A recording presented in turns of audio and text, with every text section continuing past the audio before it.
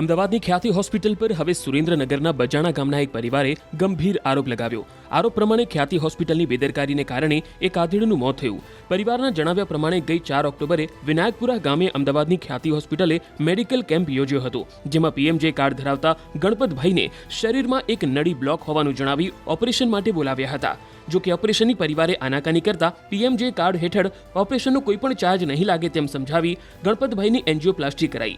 પરિવારના આરોપ પ્રમાણે ઓપરેશન બાદ ગણપતભાઈની તબિયત બગડી હતી। ત્યારબાદ અમદાવાદની સિવિલમાં ખસેડાતા ગત 4 નવેમ્બરે સારવાર દરમિયાન ગણપતભાઈનું મોત થયું। આ અંગે સિવિલના તબીબોએ કહ્યું કે દર્દીનું અયોગ્ય રીતે ઓપરેશન કરવાથી મોત થયું છે। આ બાબતે પોલીસને પણ જાણ કરવા છતાં કાર્યવાહી ન કર્યાનો મૃતકના પરિવારજનોનો દાવો છે। પરિવારે કહ્યું છે કે જો પોલીસે એ સમયે યોગ્ય કાર્યવાહી કરી હોત તો બોરીસણાના હતભાગ્યોનો જીવ કદાચ બચી ગયો હોત। ત્યાં કેમ્પ આવેલો ખ્યાતિ હોસ્પિટલનો 6 તારીખે, એટલે કેમ્પમાં તપાસ કરાઈ, એટલે કે વધુ તપાસ કરાવી હોય તો કે તમે હોસ્પિટલ આવો, અમારી ગાડી આવશે। એટલે પછી બીજા દિવસે ગાડીમાં ગયા અને ત્યાં તપાસ કરાઈ અને એન્જિયોગ્રાફી કરી અને તરત એમને કીધું કે આમાં નળી બ્લોકેજ છે તમારે, એટલે કે સ્ટેન્ડ મૂકવું પડશે।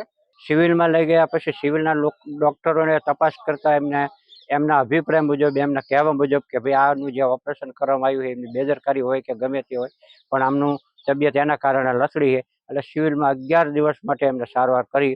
સારવાર દરમિયાન એમને 11મા દિવસે મૃત્યુ પામ્યું હતું। આ ખ્યાતિ હોસ્પિટલના ડોક્ટરોની બેદરકારી, પીએમ યોજનાનો લાભ લઈ ગરીબ માણસોને લૂંટવા માટેનો ઈરાદો। અમદાવાદની ખ્યાતિ હોસ્પિટલ દ્વારા બોરીસણા ગામે જે મેડિકલ કેમ્પ કર્યા બાદ હૃદય રોગના ઓપરેશન કરવામાં આવ્યા હતા, તેમાં 2 વ્યક્તિઓના મૃત્યુ નીપજ્યા હતા અને અન્ય વ્યક્તિઓને પણ ગંભીર હાલત સર્જાઈ હતી। આ જ મામલે આજે ખ્યાતિ હોસ્પિટલનો જે સમગ્ર મૃત્યુકાંડ છે એને લઈ અને સમગ્ર ગુજરાતમાં ચકચાર મચી જવા પામી હતી।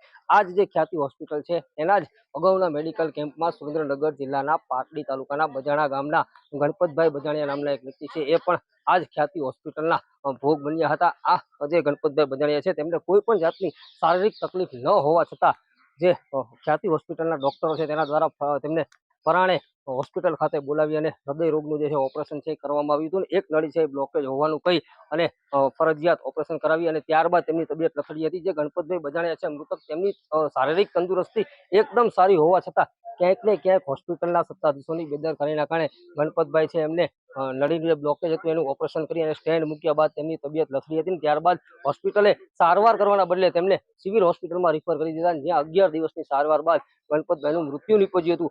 આ મામલે મૃતકના પરિવારજનો દ્વારા પોલીસ મથકમાં એક અરજી પણ કરવામાં આવી હતી અને પોલીસ દ્વારા તેમના મૃતકના પરિવારજનોના નિવેદન પણ લેવામાં આવ્યા હતા, પરંતુ ક્યાંક ને ક્યાંક પોલીસ દ્વારા સમગ્ર મામલે યોગ્ય તપાસ કરી ન હોવાથી આજે જે બોરીસણા ગામવાળો છે હત્યાકાંડ સર્જાયો હતો। ત્યારે જો પોલીસે આ મામલે કંઈક ગંભીરતા દાખવી હોય તો ચોક્કસથી બોરીસણા ગામનો હત્યાકાંડ છે ચોક્કસથી અટકાવી શકાય। ત્યારે આ સમગ્ર મામલે મૃતકના પરિવારજનો દ્વારા ન્યાયની માંગણી કરવામાં આવી રહી છે અને ખ્યાતિ હોસ્પિટલના જવાબદાર ડોક્ટરો અને ટ્રસ્ટીઓ તેમજ સંચાલકો વિરુદ્ધ કડકમાં કડક કાર્યવાહી કરવામાં આવે તેવી માંગ ઉઠવા પામી છે। અક્ષય જોશી, ન્યૂઝ 18 ગુજરાતી, બજાણા।